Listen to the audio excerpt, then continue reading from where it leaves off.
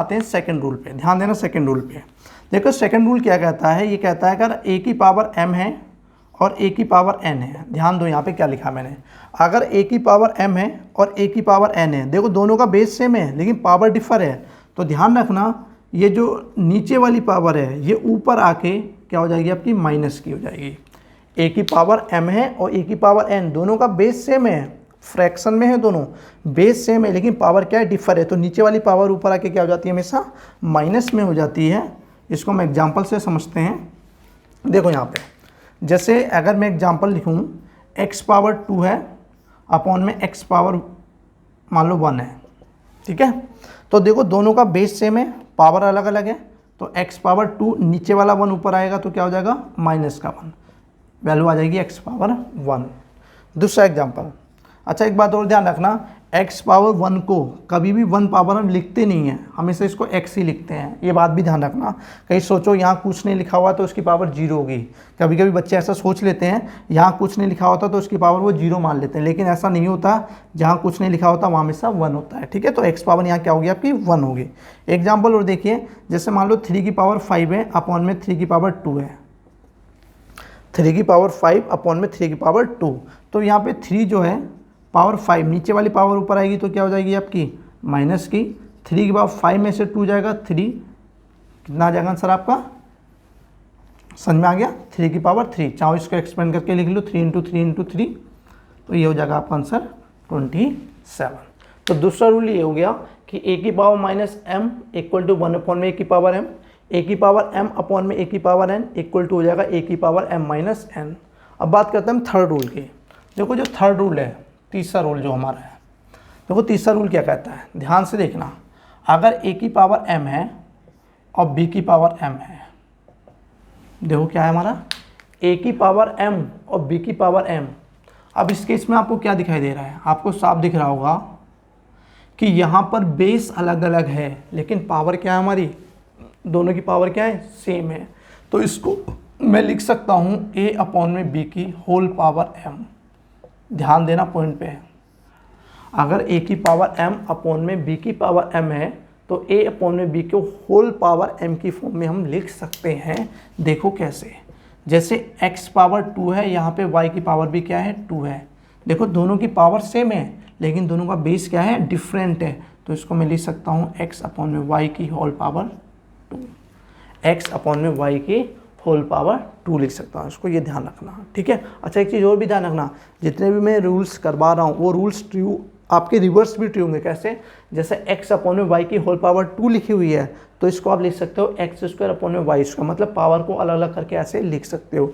जैसे यहाँ पे 3 की पावर 5 माइनस 2 था तो 3 पावर 5 रहेगा, जो माइनस की पावर है वो आ जाएगी पॉजिटिव में, जैसे 3 पावर 2। ये बात ध्यान रखना कि रिवर्स भी ट्रू होता है। एक एग्जाम्पल और दे रहा हूँ इसका मैं आपका, जैसे मान ली 3 की पावर मान लेते हैं 3 की पावर 4 है और 5 पावर यहाँ पर क्या है 4 है, देखो 3 की पावर 4 और 5 पावर 4, तो ये हो जाएगा 3 अपॉन में 5 की होल पावर 4 हो जाएगा, ठीक है। तीसरा रूल ये हो गया। चौथे रूल के लिए मुझे थोड़ी सी जगह चाहिए होगी, चलो अभी करते हैं इसी में। देखिए चौथा रूल क्या कहता है, ध्यान देना मोस्ट इंपोर्टेंट है ये। देखो चौथे रूल में क्या कहता है, ये कहता है अगर a अपॉन में b की पावर m है, क्या है a अपॉन में b की पावर m, और यहाँ है हमारा डिवाइड का साइन, किसका साइन है ये डिवाइड का साइन। दूसरा पॉइंट है c अपॉन में d की पावर हमारा n है, ध्यान देना बहुत, a अपॉन में b की पावर m है और c अपॉन में d की पावर n है और क्या है डिवाइड का साइन। इस टाइप से अगर ये लिखा हुआ है, ठीक है, जैसे कह रहा हूँ ध्यान से देखना बस। देखो a अपॉन में b की पावर m डिवाइड का साइन c अपॉन में d की पावर n। आप ध्यान रखना जब भी जो पहली वाली टर्म होती है उसमें आपको कोई छेड़खानी नहीं करनी है, उसको तो वैसे का वैसे ही लिखो, ठीक है ना भाई। a अपॉन में b की पावर m है ना, इसको तो ऐसे कैसे लिखो, इस डिवाइड के साइन को कन्वर्ट करो मल्टीप्लाई में, इस डिवाइड के साइन को कन्वर्ट करो मल्टीप्लाई में, और जो c अपॉन में d है अंदर वाले को रिवर्स कर दो, d अपॉन में c होल पावर क्या कर दो n।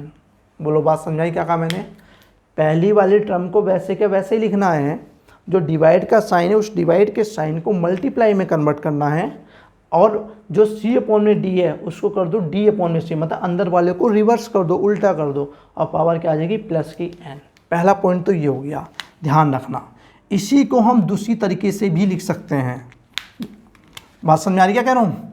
इसी पॉइंट को हम दूसरी तरीके से भी लिख सकते हैं। कैसे लिख सकते हैं? देखो, पहली वाली टर्म्स को ऐसे के ऐसे ही लिखो, एज इट इज, जैसा लिखा हुआ है, कोई छेड़खानी नहीं करनी।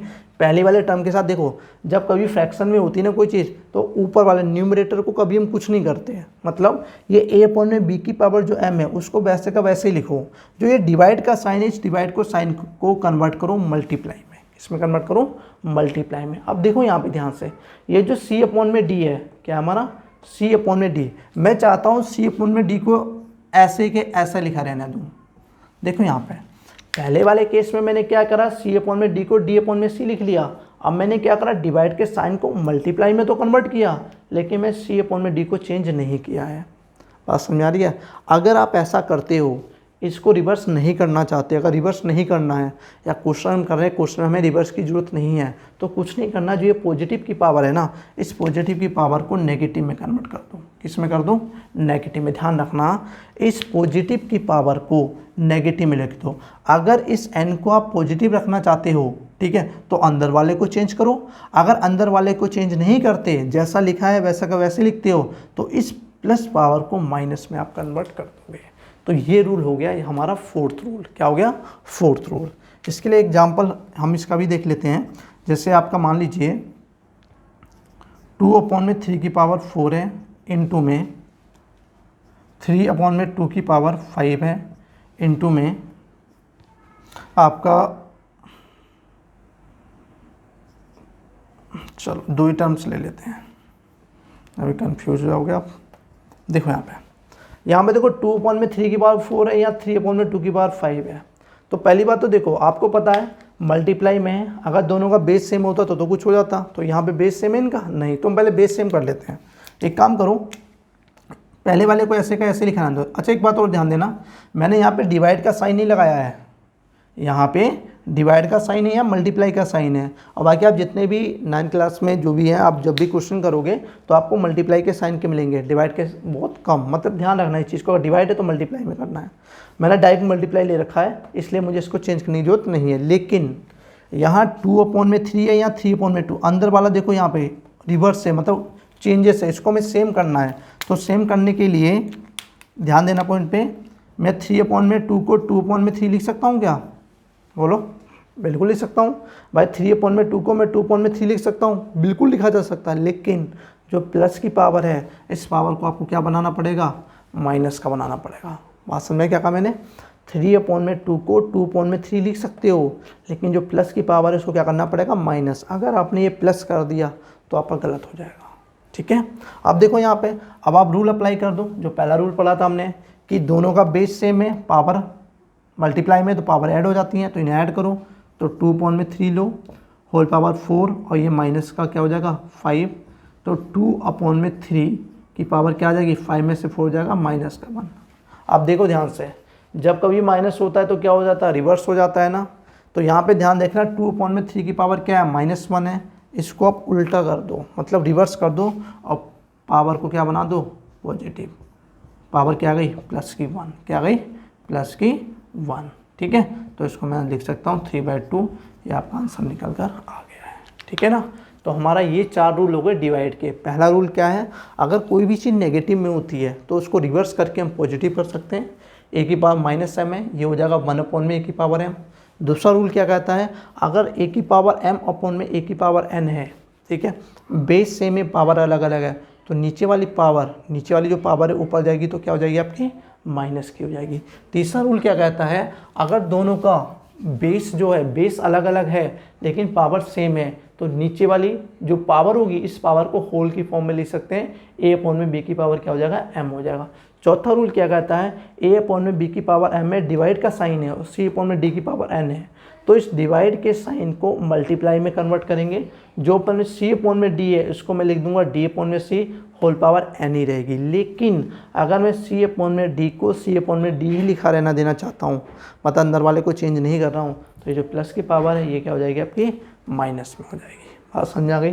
ठीक है, तो हमारे ये डिवाइड के रूल हैं। अभी एक छोटा सा रूल और रह गया है कि जब दो पावर्स इक्वल में होती हैं, जब दो पावर इक्वल में होती हैं तो अगर उनका बेस सेम है तो पावर इक्वल हो जाएंगी, अगर पावर इक्वल है तो बेस सेम हो जाता है। ठीक है, तो 2 पॉइंट और लिखवाना है, उसके बाद हम अपना लेक्चर आज का यहीं पे ख़त्म करेंगे। ठीक है ना, तो एक बार इसको आप कॉपी कर लो वीडियो को पॉज करके, फिर आगे करते हैं।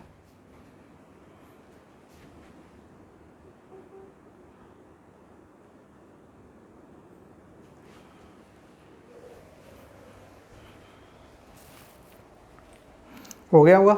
ठीक है, 2 पॉइंट और देख लो फटाफट।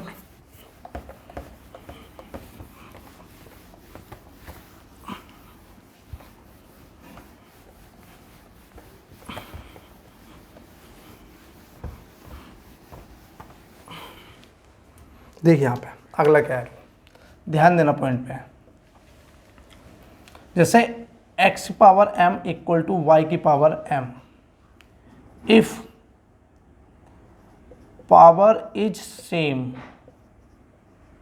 then base will be equal, base will be equal।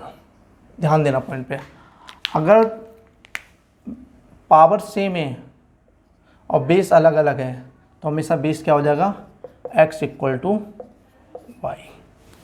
पहला पॉइंट। अब एग्जांपल भी इसका दे दूंगा, दूसरा पॉइंट और देख लो।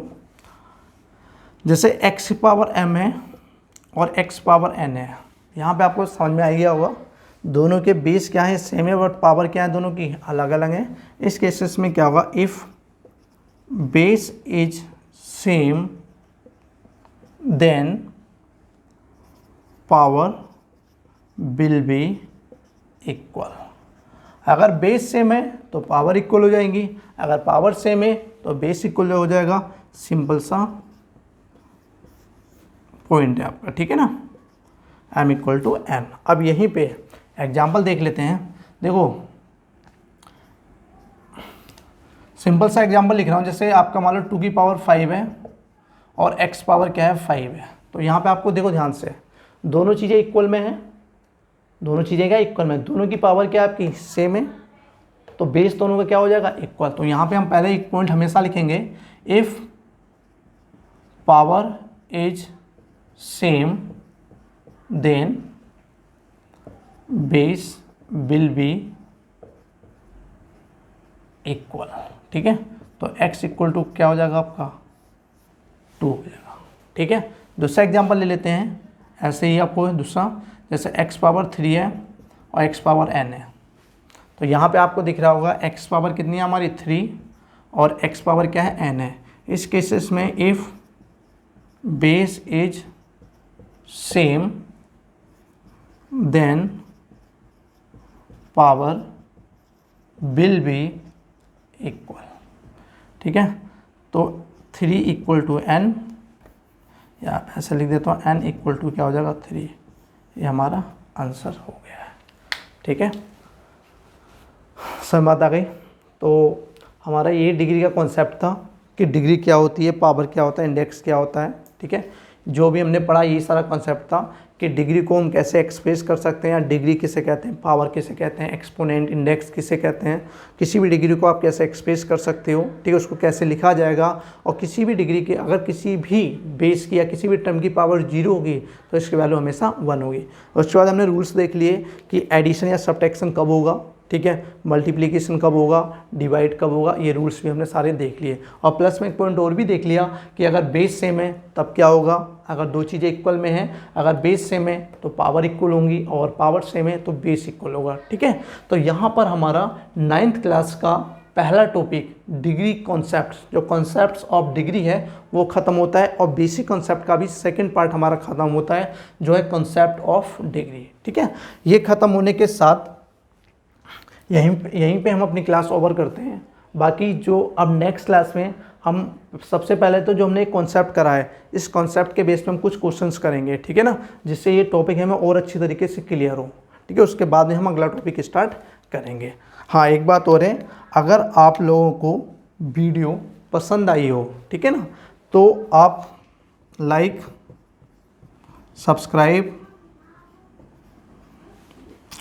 और शेयर करना ना भूलें, और प्लस में जो बेल आइकन होती है उसको भी दबाना ना भूलें, ठीक है।